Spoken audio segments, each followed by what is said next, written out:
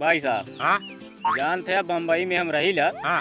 बहुत बढ़िया नौकरी मिली है। अच्छा बढ़िया नौकरी पौले हो। और का हाँ जा एक 4 व्हीलर में हमरे खातिर जो है वो कंपनी दहले बा। अच्छा हाँ फार्चूनर अच्छा और फार्चूनर के साथे साथे जो है एक ड्राइवरो फिल्म दहले बा। अच्छा अच्छा। हाँ चलावे खातिर। हाँ चलावे खातिर अपनो ना चलावत हो। ना हम तो छुईत ना गाड़ी उड़ी हाँ। धोवेला पोछेला सब कुछ चलावेला उहे चलावेला। अच्छा हम खाली बैठ के रंग से जाइला ऑफिस में। हाँ ओकरे बाद ऑफिसियो में कुछ करे के ना रहा हाँ बस एक जगह ही जो है कंप्यूटर के सामने बैठ जाइला हाँ।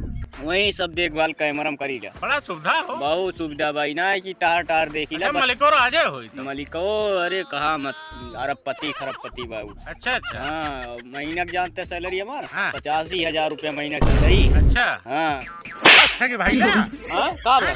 का लेने के बाप मर गया निहारा ने हाँ। अब बेटा ना पावर है मेरा बाप तो आज देखा था गोबर का था गेहूं काटत है।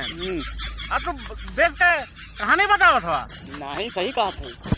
चल जाए ऐसा नहीं तो निकाल के चप्पल इतना चप्पल मारम ने